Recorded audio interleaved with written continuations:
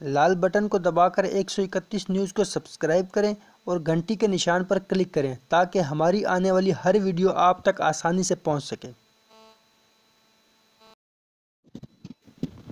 France کے صدر Macron سے ٹیلی فون پر بات چیت میں بائیڈن نے باہمی تجارتی تعلقات کو پھر سے فروغ دینے پر زور دیا اور نیٹو اور یورپی یونین کے ساتھ امریکہ کے گرم جوشانہ تعلقات کے احیاء کی ضرورت ظاہر کی۔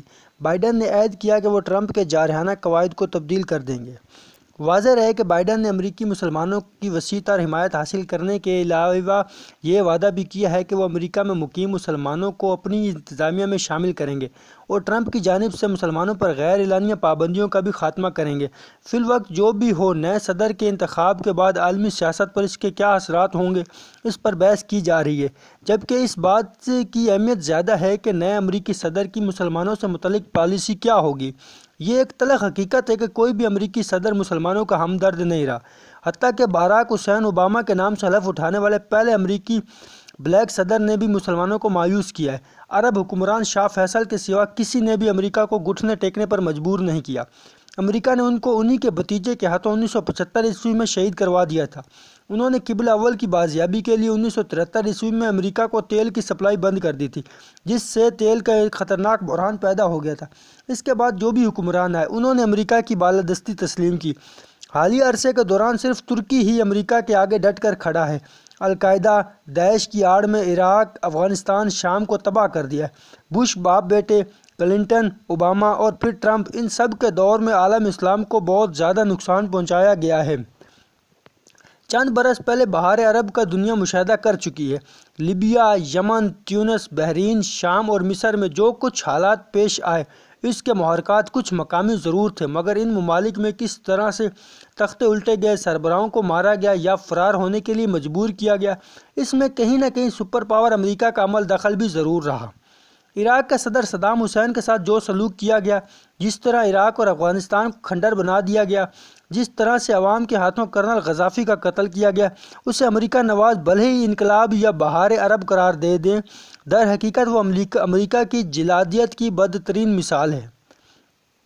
9/11 کس نے کروایا، یہ خود امریکہ اور یہودی لابی جانتی ہے، مگر دنیا بھر کے مسلمانوں کو نفسیاتی طور پر پسپا کرنے ان کے عالمی بائیکاٹ کی ایک منظم سازش تھی۔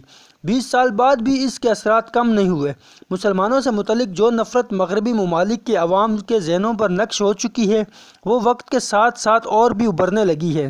9/11 کے بعد کی مسلم نسل نے امریکہ اور دوسرے مغربی ممالک میں جو بھی دیکھا، اپنے خلاف دیکھا۔ انہوں نے یہودی اور عیسائیوں کی آنکھوں میں اپنے لیے نفرت، حقارت دیکھی۔ اپنے ساتھ کیے جانے والے امتیازی سلوک کے پس منظر میں وہ پروان چڑھے۔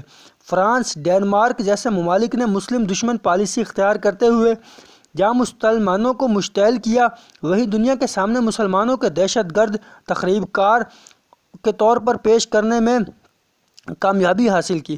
افسوس، امیر مسلم ممالک تماشائی بنے رہے۔ ان کی مجرمانہ خاموشی نے دوسرے ممالک کو مسلمانوں کے ساتھ امتیازی سلوک اختیار کرنے کی ترغیب دی۔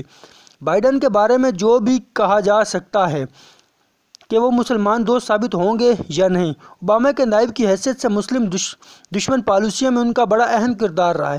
اگرچہ کہ انتخابی مہم کے دوران انہوں نے اس بات کی کوشش کی کہ وہ زیادہ سے زیادہ مسلمان ووٹر تک رسائی حاصل کریں، اور ڈیموکریٹک پارٹی میں شامل بااثر مسلمانوں نے اس بات کی کوشش کی کہ کم و بیش ایسے پروگرامز منعقد کیے جائیں جس میں ٹرمپ کو امریکی مسلمانوں کے لیے سب سے بڑا خطرہ ثابت کیا جائے، تاکہ بائیڈن کے لیے راہ ہموار ہو سکے۔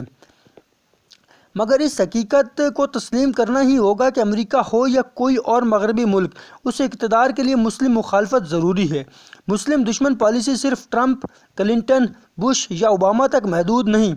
اس کی تاریخ 1500 سالہ قدیم ہے۔ ہر دور میں مسلمانوں کی مخالفت کی جاتی رہی ہے، ان کی حکومتوں کو ختم کرنے کی سازش ہوتی رہی ہے۔